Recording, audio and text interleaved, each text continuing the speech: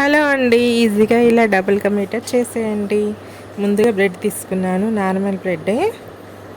దాన్ని 4 క్యూబ్స్లా కట్ చేసుకున్నాం అన్నమాట, 4 పీసెస్లా. తర్వాత మన దోశ పెనం మీద కాస్త నెయ్యి వేసేసుకొని షాలో ఫ్రై చేస్తున్నాను, డీప్ ఫ్రై చేయట్లేదండి. నెయ్యి చాలా కాస్ట్ ఉంది కదా. నెక్స్ట్ ఇంకో సైడ్ ఒక గ్లాస్ చూపించాను కదా ఇంతకుముందు, ఆ గ్లాస్ కొలతతో షుగర్ వేసేసుకొని కాస్త వాటర్ యాడ్ చేసేసి ఇలాచీ వేసేసి మరిగించుకోవాలి. ఇది పాకం రావక్కర్లేదండి, జస్ట్ ఒక 2-3 టైమ్స్ మరిగితే సరిపోద్ది. నెక్స్ట్ ఇప్పుడు మనము షాలో ఫ్రై చేసుకున్నాం కదా బ్రెడ్ పీసెస్, వాటిని ఇలా ఒక స్టీల్ బౌల్లో అరేంజ్ చేస్తున్నాను. ఈ విధంగా మీకు వెడల్పు లాంటి బౌల్ ఉంటే అందులో వేసేసుకోండి. నా దగ్గర అవైలబుల్ లేదు, సో ఇలాంటి బౌల్లో వేస్తున్నాను. ఇలా అన్నీ అరేంజ్ చేసుకోవాలండి. ఒక చేతితో ఫోన్ పట్టుకొని పెట్టడం వల్ల కొంచెం వీడియో అనేది క్లారిటీగా ఉండదు, please excuse me.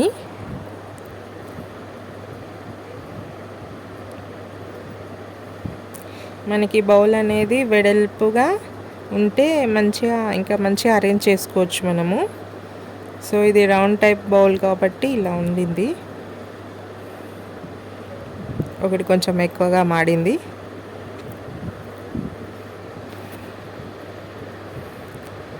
Next phone బిందె పైన పెట్టేశాను.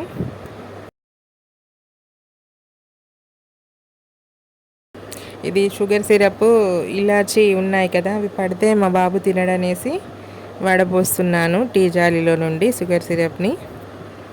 మొత్తం స్ప్రెడ్ అయ్యే విధంగా అన్ని బ్రెడ్ పీసెస్కి పట్టే విధంగా షుగర్ సిరప్ వేసుకోవాలి.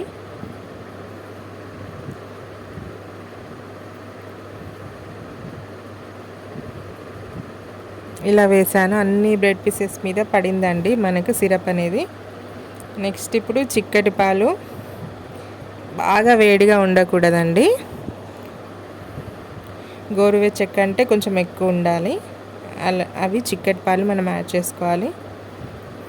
ఇప్పుడు ఇలా ఉంది కానీ మనకి అది మొత్తం పాలను పీల్ చేసుకుంటుంది, సిరప్ని పీల్ చేసుకొని బాగుంటుంది టేస్ట్. కాసేపు మూత పెట్టేసి ఒక 5 మినిట్స్ 10 మినిట్స్ సరిపోతుంది. చూడండి మొత్తం పాలు పీల్ చేసుకుంది. ఇది 5 మినిట్స్ తర్వాత తీసాను. ఇంకా వేరే బౌల్లోకి షిఫ్ట్ చేసుకొని తినేయడమే. మీకు ఇష్టం ఉంటే డ్రై ఫ్రూట్స్ యాడ్ చేసుకోండి, మా ఇంట్లో లేవు కాబట్టి నేను యాడ్ చేయట్లేదు.